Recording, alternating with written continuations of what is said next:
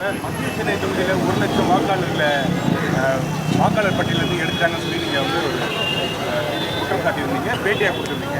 அதனால ஏதாவது புகார் கொடுத்துருக்கீங்களா? அதனால என்ன நடவடிக்கை இருக்குது? இதுக்கு வந்து மொத்தமாக யார் யார் பேரெல்லாம் மிஸ் ஆகிருக்கோ அந்த பட்டியலை தயார் செய்யக்கூடிய வேலை நடைபெற்று கொண்டு இருக்கிறது. பல ஆயிரம் நபர்கள் அவர்கள் பேர் வந்து பட்டியலிலிருந்து நீக்கம் செய்யப்பட்டதை உறுதி செய்திருக்கிறார்கள். தேர்தல் அன்னைக்கு எத்தனையோ நபர்கள், ஆயிரக்கணக்கான நபர்கள் வாக்குச்சாவடிக்கு செல்லும் பொழுது வீட்டுக்கு வந்து பூத் ஸ்லிப் கொடுத்துருக்காங்க. பூத் ஸ்லிப் கொடுக்கும்போது இருந்த பெயர் வாக்குச்சாவடிக்கு போகும்பொழுது இல்லை. அப்படின்னா இந்த நடுப்பட்ட காலத்தில் யாரோட வேலையாக இருக்க முடியும்? பிஎல்ஓக்கள் எல்லாமே மாநில அரசாங்கம், ஸ்டேட் கவர்மெண்ட் அனுப்பின பிஎல்ஓஸ் தான் வீடுகளுக்கு போய் செக் பண்ணுறாங்க.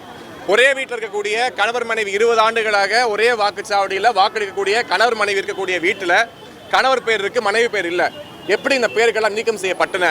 குறிப்பாக யாரெல்லாம் பாரதிய ஜனதா கட்சிக்கு ஆதரவாக வாக்களிப்பார்கள் என்று இவர்கள் நினைத்தார்களோ குறிப்பாக அந்த பெயர்களை நீக்கம் செய்து தேர்தலில் ஒரு புது வியூகத்தை பயன்படுத்தி திராவிட முன்னேற்ற கழகம் வெற்றி பெறலாம் என்கின்ற இந்த ஒரு புது சிஸ்டத்தை வந்து யூஸ் பண்ணியிருக்காங்க.